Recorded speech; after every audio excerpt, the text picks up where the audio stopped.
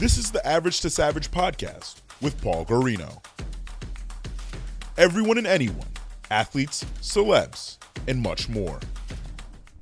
What's up, everybody? Back for another episode of Average to Savage. Got another special guest, Claressa Shields. Claressa, how's it going? Everything's good. How are you? Good. So let's just jump right into it. Can you tell the viewers a little about yourself? Well, yeah. My name is Claressa Shields, two-time Olympic gold medalist, four-time professional world champion in two weight divisions. I have a bunch of other titles too, but I just try to keep it short as I can keep it. Yeah, for sure. Only 23, right? Yeah, 23 years old. Yeah. Gotcha. So what was it like growing up in Flint, Michigan? It was a couple of different parts.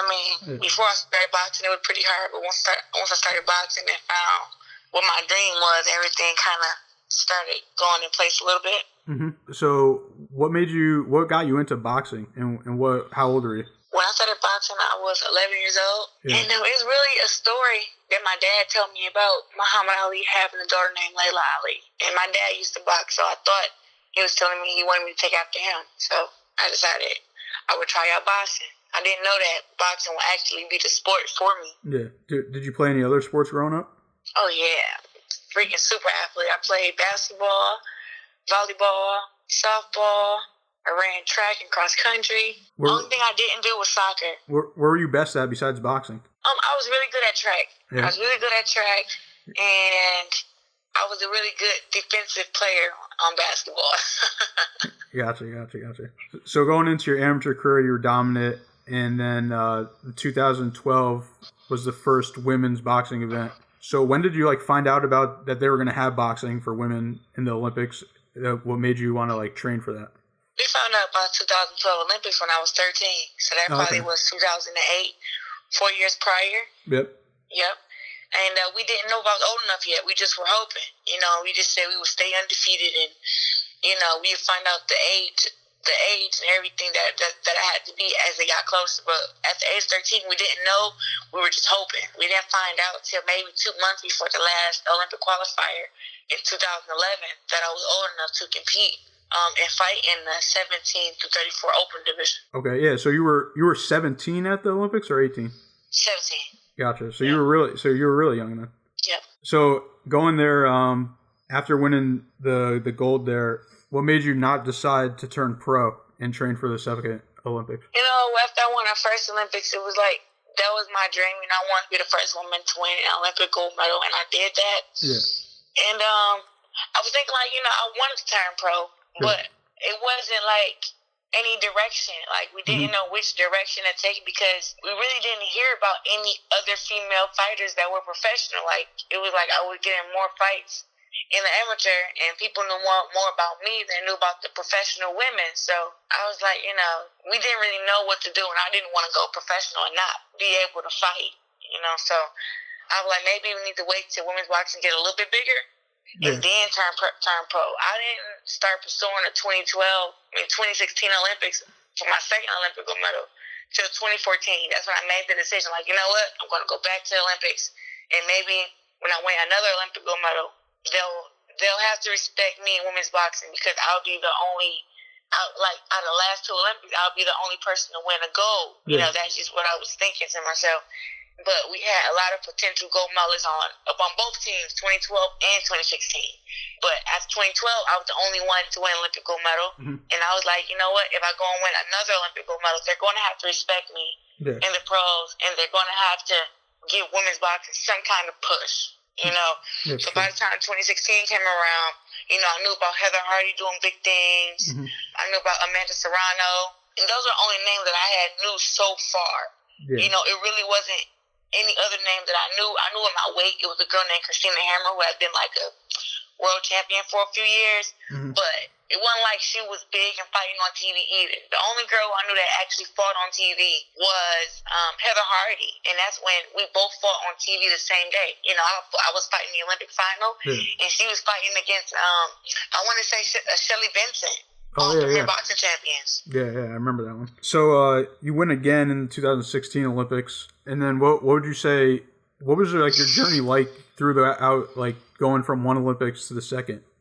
Oh man, I was the favorite. Everybody, I had so many fans. Everybody knew that I was the one to watch. You know what I mean? Like, we had people on the team that everybody was like, you know, watch him, but they was like, you know, watch the girl. Definitely watch the girl. The big girl who boxed at 165 for fun. Like, I was the favorite. I had so many interviews. I had commercials on NBC Olympics. It was a lot of stuff that I had that was promoting myself, but also promoting women's boxing, getting ready for the 2016 games. Yeah, for sure. Which one was harder, in your opinion? Oh, the first Olympic gold medal was definitely harder. I was 17 years old. I was only 5'8" in height. I could barely make 165 pounds when I was 17. I was weighing in. I think I fought the final at 162 pounds. Gotcha. And I had to, you know, I used to be able to eat before the weigh-in. Yeah. You know, so, you know, I was very little, and those girls were tall, like 6'2", 6'4". They were stronger. I just was better skilled, and I knew how to fight, you know, but I had to say the first one was definitely better. The second Olympics, I felt like it was a walk in the park for me. Like, you know, I was 162, 65 pounds at some of the fights. I was, you know, it was easy. I actually had fun in 2016. In 2012, I was like, after the Olympics was over, I was like, thank God I get to finally go home. Yeah, but in 2016, you said like all the fame and commercials and stuff like that, so there wasn't like added pressure? No. You were just... I never let stuff be added pressure for me. It was just more of like, I deserved all the attention I was getting because of how they really kind of ignored me in 2012. Yeah. You know, even after I was the only person on Team USA for boxing to win Olympic gold medal, it was still people on the team who got more recognition than me. Yeah. Who didn't medal, or, you know, Marlene Esparza who won a bronze medal. Like, I was the only Olympic gold medalist for boxing in 2012. Yeah, that's crazy. That's crazy that you didn't get the press you deserved for that one. And so then you made your pro debut in 2016. So what was that decision like, and what was the pro debut like? It was, deciding to turn pro was hard because I really was like, it's only 3 people in the world that's been to the Olympics 3 times and won the Olympics 3 times back to back. And I know that if I would have been able to go back to 2020, that I could have did that. But it was like turning professional took me out of that. You know, like it was like when you turn professional, you can't fight in the amateurs. Yeah. So that was a decision for me. But I was like, you know, I made it because I didn't want to disappear for 4 years. Like, I had 2 Olympic gold medals, the only person in America who ever won 2 Olympic gold medals, and up in boxing. And I just was like, I don't want to not fight on TV again until 2020. Yeah, definitely. Like, you know, it was a lot of times, even after the Olympics, people were like, what is Claressa doing now? Like, we haven't seen her since 20. Some people missed me in the 2016 Olympics. Like, they're like, do you still box? Like, a lot of my fan mail and people like writing me on the internet were like, do you still box? You know, we watched the documentary, you know. Like before your pro debut? Yeah, even before my pro debut. Like, they were just unaware. You know, and even like leading up 2016, people were still like, kind of like, where was I? Because it was like I was fighting all the time. But it wasn't ever being showed anywhere. Gotcha. So after all that, like, now you're like paving the way for other girls. So like, what's that feeling like? Oh, being a trailblazer for women's boxing is definitely when you in the lead. You know, you're the person leading. Yeah. I kind of have to make my own route. Like, yeah, definitely. There is no blueprint to being a great woman fighter. Like, I swear, like, you can be the best fighter ever, but it's still like there's no blueprint to the promoters to being on TV. Like, there's no blueprint for me to follow. Like, you know, Floyd Mayweather, he had Muhammad Ali. Yeah. For me, I don't have anybody because I'm the one that's making the way. Like, I'm the first woman to fight main event on Showtime, Premier Cable. Yeah. You know, so it's not. I mean, premium cable. It's not like I can ask Layla or ask Christy Martin about like what I should expect. You know what I mean? Only thing I've ever asked them was how much were they biggest person, and that's something I want to know personally. Yeah. And they told me on a personal level, and I'll just keep it there. Yeah, for sure. So, you know, but I just was like, dang, can I really even make money doing this? And if I can't make money doing this, what is going to be my second job? You know, because I still wanted to help the sport, but I was like, I'm going to have to figure out a second job. Thank God I didn't have to. That everything kind of aligned itself with me having a great manager, Mark Taffet, you know, Showtime being interested in me, and me being able to draw a crowd and to draw viewers, all that kind of just came with it, you know. But I didn't know that turning professional. I thought it was going to be a lot harder and way harder to get on TV. Like, I was on TV my second fight, I believe. Mm-hmm. On Showtime, I was the main event. Yeah. And it was like, what the heck? It all happened so fast when I was like, I'm going to be the main event on Showtime in 2 years or something like that. And it literally happened in 3-4 months of being a pro. That's crazy. And I mean, especially now with social media stuff, I know there's like a lot of just like live streams. So it's like boxing in general is just getting more out there for people to view. Boxing is definitely on the rise. I mean, even in the end, it was lacking some excitement. Mm-hmm. But now, I mean, women's boxing has really brought some excitement back to boxing. And now, like, these big matches are getting made. And I feel like some of the guys are trying to compete with the women as far as in competition level. Like, you can't just fight bums anymore and get the respect that you want when they got women world champions fighting against other world champions. Like, it's been so many unification bouts. Yeah. And men's boxing just in the last 2 years, I'm like, yeah, because they see that I'm fighting world champions. I mean, that's like one of the dopest things too, just because, and like, it's mostly like international too. Like the women is not just, I mean, there's a lot of obviously men fighters that are Americans here, but I mean, I think like more international women are coming over here too. Yep. So in your fourth fight, you fought Nikki Adler for the super middleweight world titles, and then you defeated her. So what was that feeling like winning your first world titles? Winning my first world titles, it felt like so many people like didn't believe I was going to do it. I don't know what they thought. Like they were still thinking like that I was like a fluke or something, which to me threw me off because I was like, dang, I won 2 Olympic gold medals. Like, you know what I mean? Like, I'm not just getting handed these medals.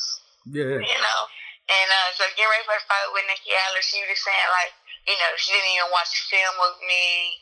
You know, she's the world champion, and I need to respect her.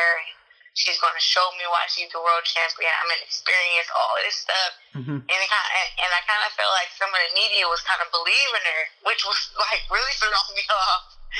So I just was like really like key dance, like make like no mistakes that fight, no mistakes in camp, and to really just dominate her. Yeah. So when we boxed, I mean, from first round, I went out there and busted her nose and let her know you want a goddamn fight, and just if you disrespecting me, I'm gonna get you out of here quick. Yeah, for sure. And that one was on Showtime too, right? Yep. So then your next fight was Tori Nelson, right? Yep. And then she was Tori Nelson. I'm defending my titles. Yep. Yeah. Then she was another undefeated fighter. Defended your belts, and then now your last fight you went down to middleweight to fight Hannah Gabriel to win 2 more titles. So like, what's next for you if you won all these titles already? What's next year? I won the title already. Yeah. Well, I continue to go down in weight because the girls at 168 won't fight me. Mm-hmm. You know, and that's not throwing any like kind of shade. That's just the truth. Yeah. Like those girls, you know, it's so hard for me to get a fight. Like I've never went 5 months without having a fight, even in the amateurs. Yeah. You know, since I turned 17 or 16, I've been fighting like consistently, and then I turned pro, and these girls have every excuse in the world not to fight me. And I'll name the girls from Alicia Napoleon to Raquel Miller to Maricela Cornejo. So all of those girls, they all give me, you know, reasons to why they can't fight me. Oh, they're not taking that route right now. Mm-hmm. They're fighting somebody else. You know, all this BS. You know, just to not fight me. I'm like, I'm trying to fight the best. And so I went down to 160 because Christina Hammer feels that she can beat me, and she kept saying she didn't want to come up to 168 because that was too big for her. Yeah. And then she thought I couldn't make 160. Like, I don't know why she thought that. Like, it's literally 8 pounds. But she thinks I'm just so huge and so fat. I don't know what's wrong with her. And I'm like, I can make 160 pounds. I fought at 165 for 6-7 years. Yeah. You know, so going down to 160, I was like, you know what? I want to fight her and I want to beat her. And if her excuse is going to be that I'm too big, I will go down. for all these girls who say that I'm too big for them, I will go down. So I went down to 160 and fought against Hannah Gabriels, and she was able to come up. And and I feel like people don't give me enough credit on that win, because it was like, yeah, she knocked me down, but when I got up, people don't realize how big she was. She's not the reason she beats all those girls at 154 is because she's so much stronger than them. Yeah. I mean, her legs and her arms are literally bigger than mine. You can see it. You can see the difference. I'm kind of more of lean and tall, and she's more of is stacked. Got big legs. I mean, not just big calves, but big thighs, big arms. You know what I mean? She's Superwoman or something like that. She was strong. She was strong as ever. And then, her coming up gave her more strength. I was literally I literally had to starve to make the last 3 pounds of 160 because it just wouldn't come off. I was at 163 pounds. It would not come off. I was like, what in the world is going on? Yeah. So would you? It was just so much commotion around that fight. It was so much. Just with everything was mixed up. It was so much stuff that just wasn't going right for that fight, and I wasn't able to focus like I wanted to. But I feel like the knockdown was needed, and I give her props because I've never been dropped, not even by a male. So congrats to her on that. But I literally got back up and I beasted her 9 rounds straight, and I won easy. Yeah, I think that was probably your best fight. I don't know. So far. I can't consider it my best fight because I got knocked down. Yeah, no, I'm saying you fought through adversity, so that puts you on another level. Yeah. So I know you mentioned Christina Hammer. So when do you think that fight will happen? That fight's going to happen before the end of the year. So that's going to be your next fight? Yep. All right. Overall, what do you want your legacy to be? Overall, I say it all the time. I want people to know me as the greatest woman of all time. Yeah. That's not to discredit anyone, but the history that I've made, the history that I'm making, the way that I'm advancing in women's boxing, I should have got an SB already. I should have been nominated as one of the best female fighters of the year. I should have been in that talks way before now. And, I just have to do all that I can and make as much history as I can make. Yeah. The women that's coming up behind me don't have to work as hard as I'm working.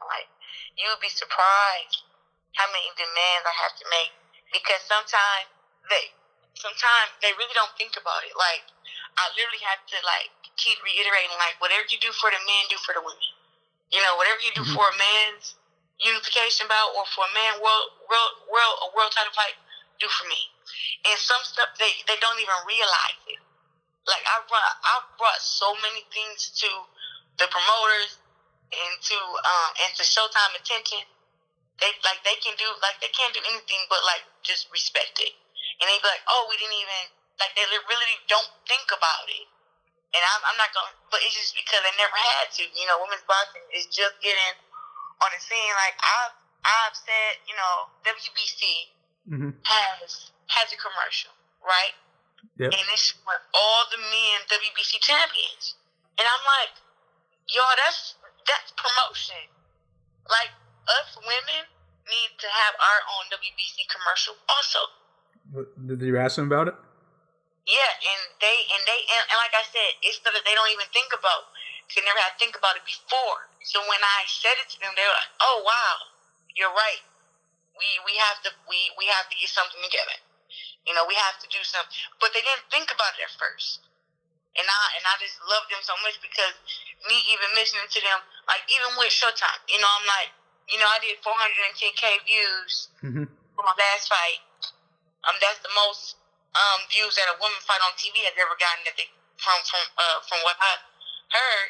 And I'm like, that's without the 2-month press conference. We didn't have the press conference 2 months before the fight. Sean Porter and them do. Where they go and sit down and talk 2 months before the fight. And then all the promotion leading up for their fight. We didn't have that, but I was able to get 410K views though, because of the promotion that I do for myself. But and some of what they do also. But I was like, just imagine if we would have had that 2-month build up. Yeah, for sure. We would have had the press conference. If we would have had the face off and everything 2 months before, and then had the commercials and all that stuff.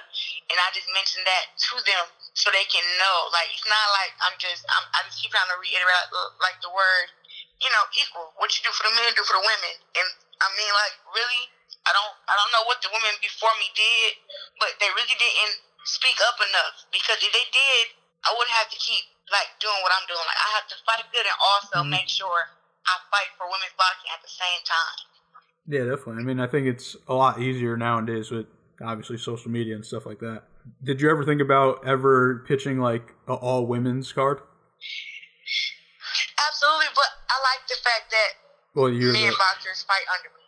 To me, that says something. We've always been on the undercard. I don't preach for all women's boxing card. I more preach for more than one women's fight on a card. Like, I really want like them to start putting like women as the TV opener for a lot of bouts. Just put us on TV, and even though the men be the main event or whatever, just start putting us on TV. And I'm trying to give other women chances to be the main event also. Not just with fighting me, but Christina Hammer and Tori Nelson were the co-main event on Showtime. That's the first time ever in history that's been done. Yeah, I mean, you're breaking history pretty much like everywhere you go. Right, so it's like I'm just trying to, and then also now the other promotions and other promoters are getting involved also. Like ESPN is showing Maricela Cornejo and Sinicia Superbad on ESPN now, and also Michaela Mayer. HBO just showed their first female TV bout with Cecilia Bacchus versus Callie Reese. Yeah. So it's getting some noise. They're seeing that women boxing can get views.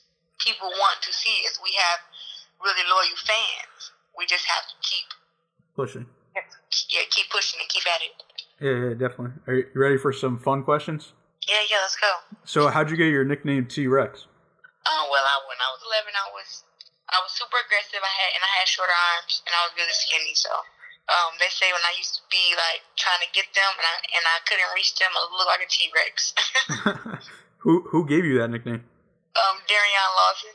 Yeah, gotcha. What about, would you ever fight in an MMA match? That's such a hard question. If they were to come over to boxing, I don't think I would get inside of the cage. Gotcha. So you'd fight an MMA fighter in boxing? Yeah. Okay, fair enough. What do you think you'd be doing if you weren't a professional boxer? I think I would be running track or singing. All right, you like to sing? Yeah. Are you good? I don't know. You have to come to karaoke and see. That's where you go? You go to karaoke night? Yeah. All right. So what about, I mean, maybe that's not, do a lot of people know you like to sing? I'm not really sure. I don't know. People have seen me do karaoke. I mean, when I did my Day in the Life for Showtime, they followed me and we did karaoke. So I think some people know, but I don't really like broadcast it. No, probably not. Gotcha. What's one thing that people might not know about you besides singing now? People might not know that I'm like super friendly. Like, they like let boxing go to their heads when they think of me. Like, they think that when they look at me, like I'm super intimidating and that I'm mean. But I'm probably one of the nicest boxers they're going to meet. Like, I take pictures with all my fans. I answer my fan mail. I'm like really nice. Yeah, no, you answered I laugh me. a little bit too much. You answered me. It came on the podcast. Right. I'm just always checking my stuff and seeing who wants to interview me or who needs some advice. I respond to my fans a lot. Yeah, it's dope. What's on your playlist right now? Like music? You know what? I've really been in, Beyonce Ape Shit is like my go-to song right now. I like Lil Donald, Do Better. I like, right now I'm listening to B.O.B., I'll Be in the Sky, and I love that Drake, Elevate. Okay. Did you do the Kiki challenge or not? Yeah, you didn't see it on page?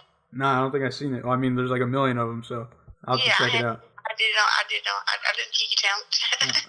All right. Well, I appreciate you coming on the show and tell the people where they can follow you.